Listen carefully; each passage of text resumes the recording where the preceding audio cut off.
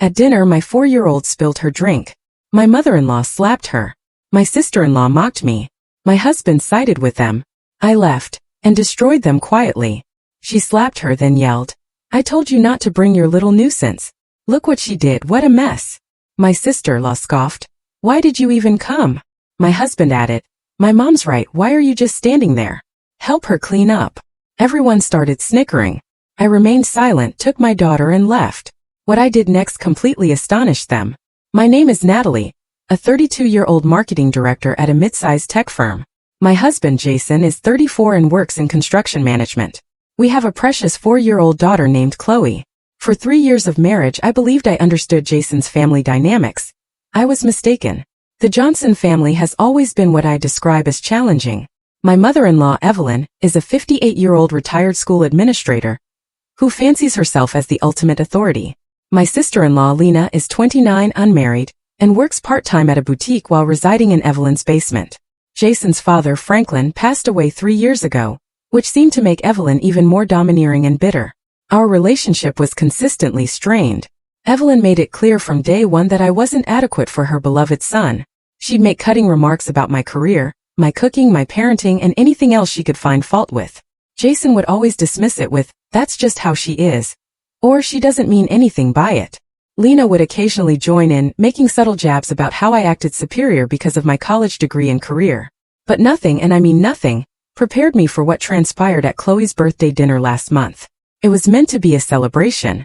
Chloe had just turned 4, and despite my better judgment, I agreed to a family dinner at Evelyn's house. I should have trusted my instincts and hosted it at our place, but Jason insisted his mother wanted to be the host. "She's trying to make an effort," he said. "Give her a chance." I spent the entire week before the dinner feeling anxious. Chloe was so excited to see Grandma Patty and Aunt Jessie. She had been practicing saying thank you for her presents and had even drawn them pictures with her crayons. My sweet, innocent daughter had no idea what kind of individual she was about to encounter. The dinner was scheduled for Sunday at 2 p.m. I dressed Chloe in her favorite pink dress with small flowers, the one that made her feel like a princess. I wore a simple blue sundress, nothing elaborate, but Evelyn always managed to find something to criticize about my appearance anyway. Jason picked us up around 1:30, and we drove the 20 minutes to his childhood home in an uncomfortable silence. The moment we stepped through the door, I could sense the tension. Evelyn gave me her usual insincere smile and air kiss, commenting on how tired I looked. Lena was sprawled on the couch in pajama pants and a tank top, not even bothering to dress for her niece's birthday dinner. She barely glanced up from her phone to acknowledge us. "Chloe, sweetie, come give Grandma a hug," Evelyn said in that overly sweet tone she reserved for when she wanted to appear good in front of Jason. Chloe ran over eagerly, her small arms outstretched. Evelyn hugged her but immediately started fussing over her dress. "Oh honey, you're going to get this pretty dress all dirty. Maybe mommy should have put you in something more practical." I bit my tongue. It was going to be a lengthy afternoon. The dining room table was set with Evelyn's fine china, the set she brought out whenever she wanted to emphasize her perceived superiority. She prepared what she called Chloe's favorite meal: mac and cheese from a box, chicken nuggets, and apple slices. Never mind that Chloe's actual favorite meal was the homemade spaghetti and meatballs I made every Friday night. We all sat down, and Evelyn immediately began her critique of me. "Natalie, you look like you've lost weight. Are you eating enough? You know, when I was nursing Jason, I made sure to eat plenty. A growing baby needs proper nutrition. Mom, Chloe's 4. "Natalie isn't nursing," Jason said with a nervous laugh. "I know that, Jason. I'm just saying proper nutrition is important at every stage. Some mothers are more attentive to these things than others." Lena snickered. "At least Chloe's eating something. Remember when Cousin Mike's wife tried to feed her kid that organic nonsense? Kids need real food." I forced a smile. "Chloe eats very well. She loves fruits and vegetables." Evelyn hummed dismissively. "Well, I suppose everyone has their own ideas about parenting." Chloe was sitting in her booster seat between Jason and me, happily eating her chicken nuggets with her fingers. She had gotten a little messy as 4-year-olds do, but she was behaving remarkably well. She kept chattering about her birthday party at school, and how her teacher had sung to her. "Mommy, can I have my juice?" Chloe asked sweetly. I reached for her sippy cup, which was filled with apple juice. Evelyn insisted on using a regular cup because sippy cups are for babies, but I had brought Chloe's cup knowing she was more comfortable with it. Of course, Evelyn had forgotten to put it out, and instead placed a full glass of apple juice next to Chloe's plate. "She can use a big girl cup," Evelyn said firmly when she saw me reaching for the sippy cup in my bag. "She's 4 years old, she needs to learn." I should have insisted. I should have said no. But I was trying to maintain peace, trying to make Jason happy, trying to avoid another confrontation. So I helped Chloe hold the glass, reminding her to use both hands and be careful. Chloe was doing fine with the glass, taking small sips and setting it down carefully. She was being so good, so careful, and I was proud of her. We were actually having a pleasant conversation about her favorite toys when it happened. Chloe reached for her glass again, and I don't know if her little hands were wet from the condensation or if she simply misjudged the distance, but the glass slipped. It tipped over, sending apple juice cascading across the table and right into Evelyn's lap. The silence that followed was deafening. Evelyn's face went through several expressions: surprise, disgust, and then pure rage. Her white pants were soaked with sticky apple juice, and it was dripping onto her precious dining room chair. "Oh no, I'm so sorry." I immediately jumped up, grabbing napkins from the table. "Chloe baby, it's okay. Accidents happen." But before I could even reach Evelyn, before I could start cleaning up the mess, she did something that will haunt me for the rest of my life. Evelyn raised her hand and slapped Chloe across the face. The sound echoed through the dining room like a gunshot. Chloe's little face turned red, and she started crying, not just crying, but sobbing in that heartbroken way that only children can. "I told you not to bring your little nuisance," Evelyn screamed, her face contorted with fury. "Look what she did, what a mess." I stood frozen, napkin still in my hand, staring at my daughter's red cheek. Chloe was reaching for me, tears streaming down her face, but I couldn't move. I couldn't process what had just happened. "Why did you even bother showing up?" Lena scoffed from across the table, not even bothering to hide her amusement. "Some people just don't know when they're not wanted." That's when I expected Jason to intervene. That's when I expected my husband, Chloe's father, to defend his child, to tell his mother that she had crossed a line, to comfort his daughter. Instead, Jason looked at me with annoyance and said, "My mom's right. Why are you just standing there? Help her clean up." And then, this is the part that still makes my blood boil, they all started giggling. Evelyn, Lena, and even Jason were laughing like it was the funniest thing they'd ever seen. Like my 4-year-old daughter getting slapped across the face was entertainment. I looked at Chloe, who was still crying and reaching for me, and something inside me snapped, not into rage, but into a cold, calculated fury that I'd never experienced before. Without saying a word, I picked up Chloe and held her close. She buried her face in my shoulder, her little body shaking with sobs. I grabbed our coats and my purse, and I walked out of that house without looking back. "Natalie, where are you going?" Jason called after me, but I didn't answer. I couldn't trust myself to speak. I drove home in silence while Chloe cried in her car seat. When we got home, I carried her inside and held her while she calmed down. I examined the red mark on her cheek and took several photos with my phone, making sure the timestamps were visible. Then I sat down and truly considered what had just happened. My mother-in-law had assaulted my child. My sister-in-law had mocked us. My husband had taken their side, and they had all laughed about it. I realized in that moment that this wasn't just about a spilled drink or a moment of anger. This was about years of disrespect, years of being treated like garbage, years of my husband allowing his family to abuse me, and now my daughter. Jason came home around 8 p.m., acting like nothing had happened. "You really embarrassed me today," he said as he walked through the door. "My mom was just upset about her pants. You could have handled that better." I stared at him. "Your mother hit our daughter." "She didn't hit her. She just gave her a little tap to teach her to be more careful."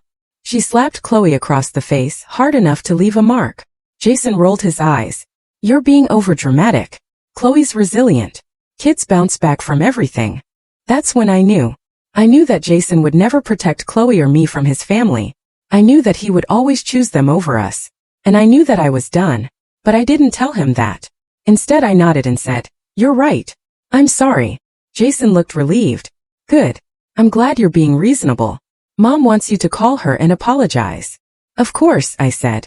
"I'll call her tomorrow." But I didn't call Evelyn. Instead, I called my lawyer, Michelle Barnes from Barnes & Family Law. You see, I'd been contemplating divorce for months. Jason and I had been having problems for a while, not just with his family, but with his complete lack of respect for me as a person.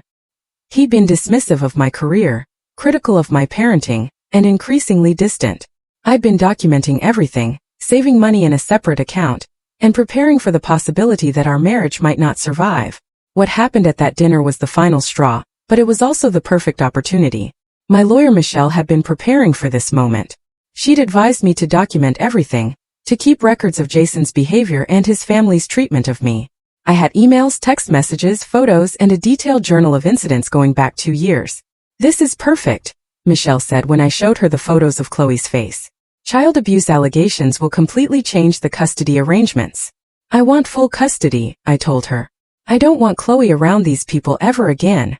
We can make that happen, Michelle assured me, especially with the physical evidence and the pattern of behavior you've documented. But I wasn't finished. I wanted them to pay for what they'd done not just to me but to Chloe. I wanted them to understand that actions have consequences. My first call was to Child Protective Services. I filed a report against Evelyn for slapping Chloe, providing photos of the injury and a detailed account of what had happened. I also mentioned the pattern of verbal abuse and the unsafe environment. The caseworker explained that they would investigate, but warned me the process could take 60 to 90 days. My second call was to Evelyn's former employer. You see, Evelyn had retired from the school district, but she still did substitute teaching and tutoring. She was very proud of her reputation in the education community. I filed a complaint with the district about her inappropriate behavior around children, including photos and documentation. I knew this wouldn't result in immediate action, but it would start a formal review process. My third call was to Lena's employer. The boutique where she worked part-time prided itself on being family-friendly and community-oriented. I sent them a detailed account of Lena's behavior, including her mockery of a child who had been assaulted, and suggested they might want to reconsider having someone with such poor judgment representing their business. My fourth call was to Jason's employer. His construction company had recently bid on several school projects, and they were very concerned about their public image. I filed a complaint about Jason's failure to protect his child from abuse and his enabling of violent behavior. My fifth call was to my own HR department. I reported that I was filing for divorce due to domestic violence issues, and that I might need time off for court proceedings. My company has excellent victim support services, and they immediately put me in touch with additional resources. But the real masterpiece was my social media campaign. I wrote a detailed post about what had happened, including the photos of Chloe's face. I didn't use anyone's real names, but I made sure to include enough details that anyone who knew the family would know exactly who I was talking about. I posted it on Facebook, Instagram, and Twitter. The response was immediate and overwhelming. Hundreds of people shared the post, expressing outrage and support. Many people commented with their own stories of family abuse and toxic in-laws. The post went viral in our community within hours. I started getting calls from people who knew the Johnson family. Apparently, Evelyn and Lena had a reputation for being difficult, and many people weren't surprised by what had happened. Several people reached out to offer support, or to share their own negative experiences with the family. But the real impact came when the post made its way to Evelyn's former colleagues and Lena's social circle. Suddenly, everyone in their community knew what they had done. People who had respected Evelyn as an educator were horrified. Lena's friends started distancing themselves from her. Jason was furious when he found out about the post. He came home from work the next day screaming about how I was ruining his family's reputation and making him look bad at work. "You're being vindictive," he yelled. "This is between us. You don't need to air our dirty laundry on social media." "Your mother assaulted our daughter," I said calmly. "That's not dirty laundry, that's a crime. She's 4 years old. She'll forget all about this in a week." "I won't." That's when I told him I was filing for divorce. Jason's reaction was predictable. First, he tried to convince me I was overreacting. Then he tried to blame me for causing drama. Finally, he tried to threaten me. "You'll never get custody," he said. "My mom will testify that you're an unfit mother. You're too career-focused. You're never home. Chloe needs stability." I just smiled. "We'll see." While I was building my case, I also had to deal with the immediate aftermath of that terrible dinner. Chloe was having nightmares and would flinch whenever someone raised their voice. I took her to a child psychologist, Dr. Rebecca Martinez, who specialized in trauma recovery for young children. "Chloe is showing classic signs of post-traumatic stress," Dr. Martinez explained after her first session with Chloe. "The fact that it happened in what should have been a safe family environment makes it particularly damaging. Children this age don't understand that adults can be wrong or cruel." I felt like I was failing Chloe all over again. "What can I do?" "You're already doing it," Dr. Martinez assured me. "You removed her from the harmful situation immediately. You're getting her professional help. You're showing her that she's safe now. But it will take time." Jason didn't understand why Chloe needed therapy. "She's 4. he said dismissively when I told him about the appointments. Kids don't remember things like this. She flinches when people move too quickly, I pointed out. She asks me 3 times a night if the doors are locked. She drew a picture at daycare of a sad little girl with a red mark on her face. Her teacher called me because she was concerned. You're making her think it was worse than it was, Jason insisted. If you just acted normal, she'd forget about it. Since we lived in a one-party consent state for recording, I had started documenting all our conversations about Chloe. This exchange was another piece of evidence I turned over to Michelle. Meanwhile, I was discovering just how deep the dysfunction in Jason's family really went. As I dug through old photos and documents for the divorce proceedings, I found evidence of years of problematic behavior that I'd either ignored or rationalized away. There were photos from Chloe's first birthday where Evelyn had accidentally positioned herself in front of me in every picture, making it look like she was Chloe's primary caregiver. There were text messages between Jason and Lena where they mocked my fancy cooking and called me controlling for wanting Chloe to eat vegetables. There was an email from Evelyn to Jason suggesting that I was too emotional to be trusted with important decisions about Chloe's care. Most damning was a group text thread between Jason, Evelyn, and Lena from just 2 weeks before the dinner incident. They were discussing whether to invite us at all, with Lena writing, "Do we really need the drama? Natalie always finds something to complain about."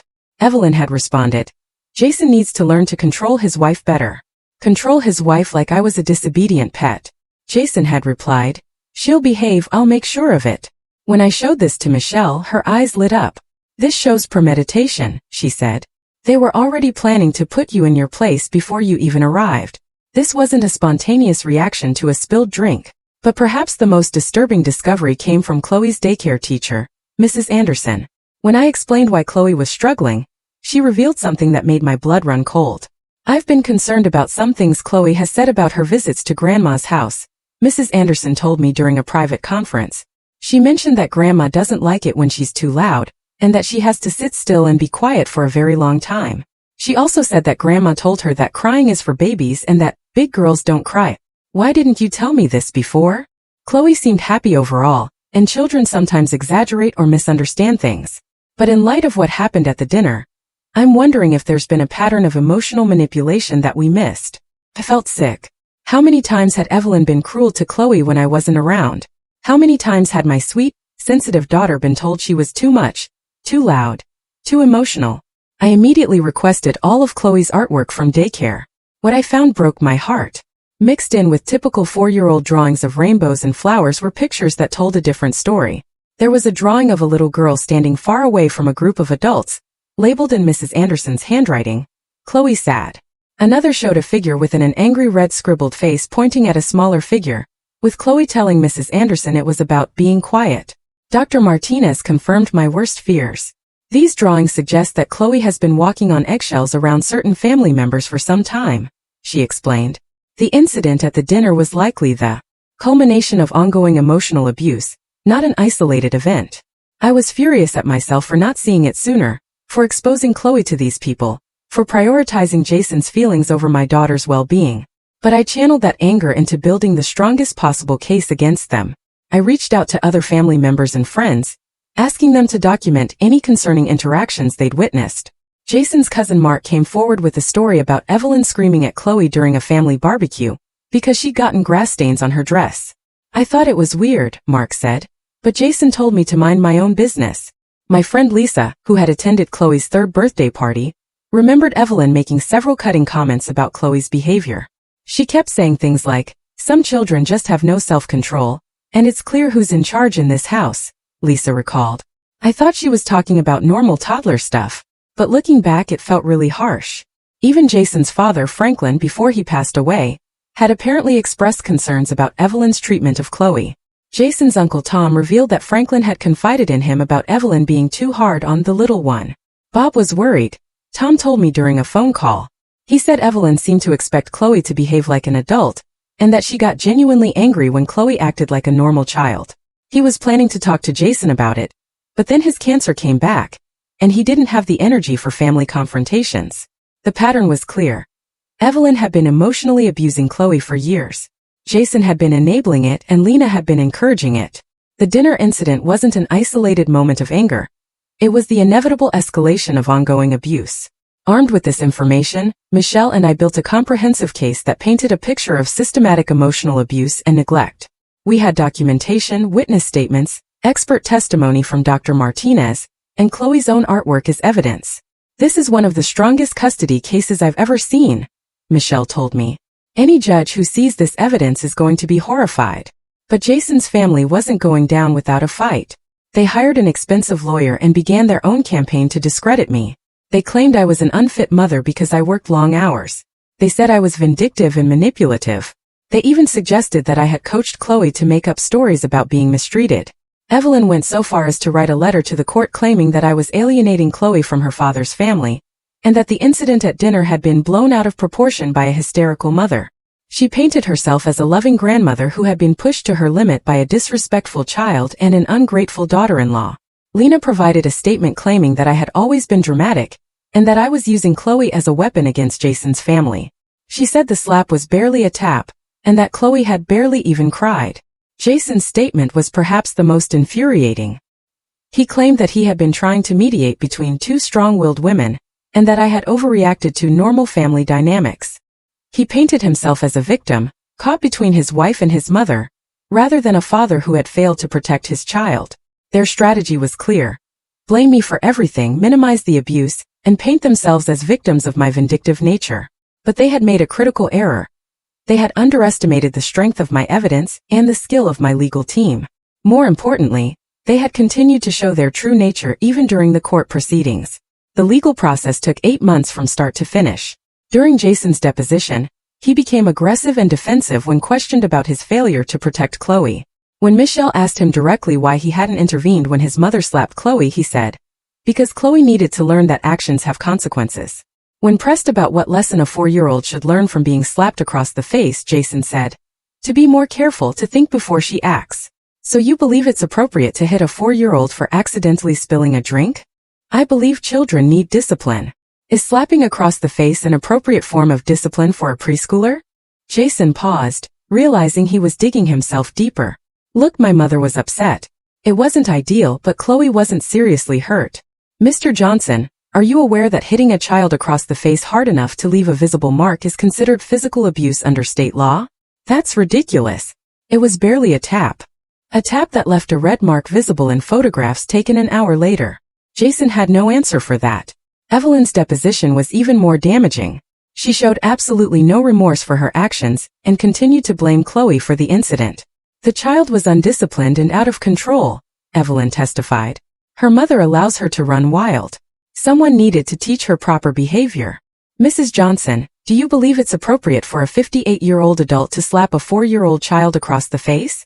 I believe children need boundaries. In my day, children respected their elders. That's not what I asked. Do you believe it's appropriate to slap a 4-year-old across the face? If that's what it takes to teach them respect, yes. Michelle and I exchanged glances. Evelyn was hanging herself with her own words. Have you ever hit Chloe before this incident? I've corrected her behavior when necessary. Can you define corrected her behavior? I've taught her to sit still, to speak when spoken to not interrupt adults. How did you teach her these things? Through firm guidance. Some children require more structure than others. Evelyn's complete lack of remorse and her admission that she had been correcting Chloe's behavior for years was exactly what we needed. She was essentially confessing to a pattern of emotional abuse while trying to justify it. The divorce proceedings took 8 months total, but the evidence was overwhelming. Michelle had prepared well, and the documentation was comprehensive.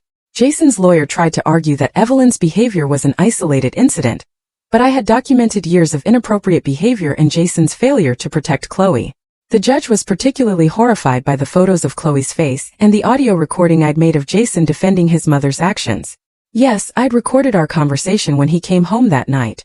Michelle had advised me to document everything.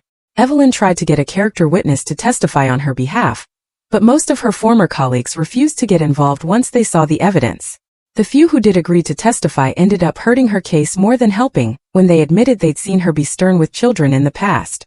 Lena tried to claim she was just joking when she made her comments, but the recording was clear. She had mocked a child who had just been slapped across the face. Jason's employer didn't fire him, but they did remove him from the school construction projects. They made it clear that his behavior reflected poorly on the company, and that his future with them was uncertain. The custody decision was everything I had hoped for. I was granted full physical custody of Chloe, with Jason getting supervised visitation only. The judge ordered that Evelyn and Lena were not allowed to be present during any of Jason's visits, and that all visits had to take place at a neutral location with a court-appointed supervisor. The real victory came 6 months later when CPS concluded their investigation. They found sufficient evidence to substantiate the abuse claim against Evelyn. While this didn't create a permanent employment blacklist, it did mean that any future background checks for positions involving children would show this substantiated report. Combined with the school district's own investigation, Evelyn's substitute teaching and tutoring career was effectively over. The boutique where Lena worked let her go 3 weeks after the story went viral. They said her behavior was inconsistent with their family values, and that they couldn't risk having her represent their business. She struggled to find another job because potential employers would find the viral post when they Googled her name, though she eventually found work at a different retail store in a neighboring town. Jason's family was devastated. Evelyn had to deal with the humiliation of having her friends and former colleagues know what she had done. Lena was unemployed for several months and struggled to find work in our immediate area. Jason was facing potential career consequences and standard child support payments calculated based on our respective incomes. But the consequences didn't stop there. Word spread through their community over the following months. Evelyn's church eventually asked her to step down from her volunteer positions after multiple members expressed concerns. Lena's friends gradually distanced themselves. Jason found himself excluded from some work social functions and community activities as word got around. The family tried to repair their reputation by claiming I had made everything up, but the evidence was too strong. The photos, the recordings, the witnesses. It all painted a clear picture of what had really happened. 3 months after the divorce was finalized, I got a call from Lena. She was crying and begging me to take down the social media posts. She said she was struggling to find steady work in our area, and that their family was suffering. "Please," she sobbed. "We're sorry. We know we messed up. Can't you forgive us?" I listened to her cry for a few minutes. Then I said, "Lena, do you remember what you said when my 4-year-old daughter was crying after your mother slapped her?" "What?" "You said, 'Why did you even bother showing up?' Well, now I have a question for you. Why did you even bother calling?" And I hung up.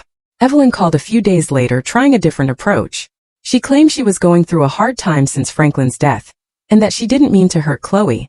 She said she was willing to go to therapy and make amends if I would consider the family. "Evelyn," I said, "you called my daughter trash. You slapped her across the face. You showed no remorse.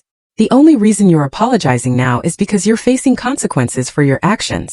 I said I was sorry. "You're sorry you got caught. You're sorry people found out what kind of person you really are. You're not sorry for what you did to Chloe. That's not true. If it's not true, then why did it take you 3 months to apologize? Why didn't you call the next day? Why didn't you call when you found out I was filing for divorce?" She couldn't answer that. Jason tried a different approach. He showed up at my office one day looking haggard and desperate. He said he'd been thinking about everything that had happened and that he wanted to work things out. "I've been talking to a therapist," he said. "She helped me understand that I haven't been a good husband or father. I want to change." "Jason, you stood by and watched your mother slap our daughter across the face. Then you told me to help clean up the mess. There's no therapy that can fix that level of moral bankruptcy." I was in shock. I didn't know how to react. "You laughed," I reminded him. "You thought it was funny." I was uncomfortable. I laugh when I'm uncomfortable. "You chose them over Chloe. You chose them over me. You'll always choose them over us." "That's not true." "Prove it. Cut off contact with your mother and sister. Publicly apologize for what happened. Admit that you failed to protect your daughter." Jason stared at me for a long moment. I can't do that. They're my family. And Chloe is your daughter. But you've made your choice clear." He left without another word. The final significant consequence came a year later. Evelyn's house went into foreclosure. Apparently, she'd been struggling financially since Franklin's death, and the legal fees from the custody battle and CPS investigation had depleted her savings significantly. She'd also taken out a loan against the house to pay for Jason's divorce lawyer. Lena eventually found work at a call center in the next town over, but had to commute an hour each way. She couldn't afford to move out of Evelyn's house, especially with the foreclosure proceedings. Jason lost the school construction contracts for his company after parents in the community expressed concerns, but he kept his job at a reduced capacity. The child support payments, while calculated fairly based on our incomes, strained his budget along with his legal fees. The child support payments were manageable but tight. With his reduced income from losing the school contracts, Jason had to give up his apartment and move in with a friend to make ends meet. Meanwhile, Chloe and I were thriving. She was in therapy to deal with the trauma of what had happened, but she was a resilient kid. She'd started kindergarten right after turning 5 and was making friends.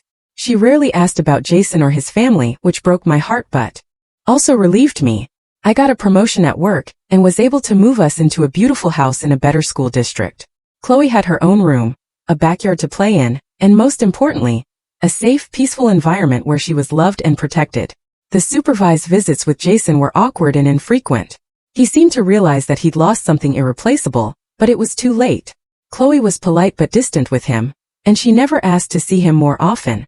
One day, about 18 months after the divorce, Chloe and I were having lunch at a restaurant when we saw Evelyn across the room.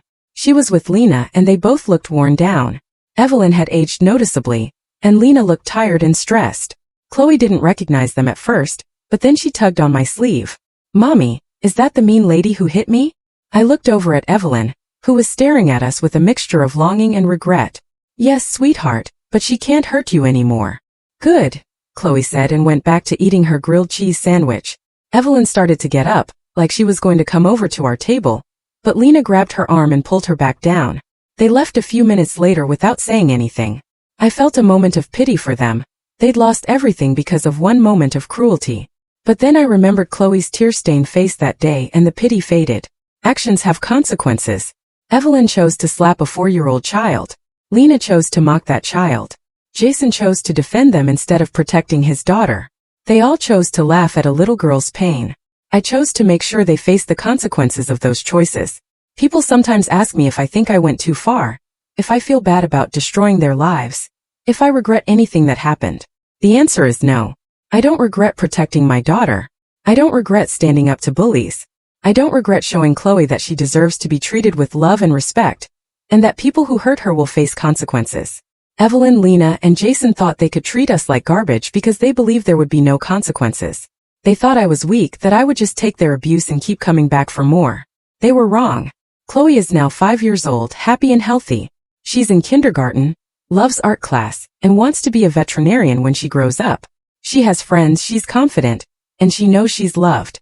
Sometimes she asks why Daddy's family was so mean to us, and I tell her the truth in age-appropriate terms. Some people make bad choices, and when they do, they have to face consequences. We moved away from them so we could be safe and happy. "Are you sad about it, Mommy?" she asked me once. "No, baby," I told her. "I'm proud of us for being brave and standing up for ourselves." "Me too," she said and gave me a hug. Jason still has his supervised visits, but they're becoming less frequent. He's been seeing a therapist and apparently he's finally starting to understand the magnitude of what he lost. His therapist suggested he write Chloe a letter explaining his feelings and apologizing for not protecting her. The letter was heartbreaking.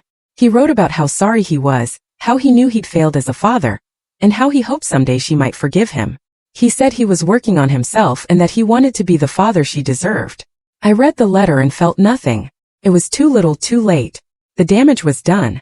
I showed the letter to Chloe's therapist, and we agreed that Chloe wasn't ready to hear it yet. Maybe someday when she's older, she can decide if she wants a relationship with her father. But for now, she needs stability and protection. As for Evelyn and Lena, I heard through mutual acquaintances that they're both struggling but managing. Evelyn is working part-time at a grocery store and living in a small apartment. Lena found steady work at the call center and is slowly rebuilding her life. They're both dealing with the ongoing social consequences of their actions, but they're surviving. Part of me feels sorry for them. Part of me thinks they've learned their lesson and suffered enough. But then I remember that day at the dinner table. I remember Chloe's face when Evelyn slapped her. I remember the laughter. I remember being told that my daughter was trash and a nuisance. And I remember that if I hadn't stood up for Chloe, if I hadn't fought back, they would have continued to treat her badly. They would have taught her that she deserved to be abused, that she should accept mistreatment from people who claimed to love her. I couldn't let that happen. So no, I don't regret what I did. I protected my daughter, and I taught her that she has value. I showed her that people who hurt her will face consequences. I demonstrated that she never has to accept abuse from anyone, even family. Those are lessons worth fighting for. Chloe and I are building a new life together, surrounded by people who love and respect us. We have friends who celebrate our successes and support us through challenges. We have chosen family who treat us with kindness and dignity. We're happy. We're safe. We're free. And that's worth more than any relationship with people who would hurt a child and laugh about it.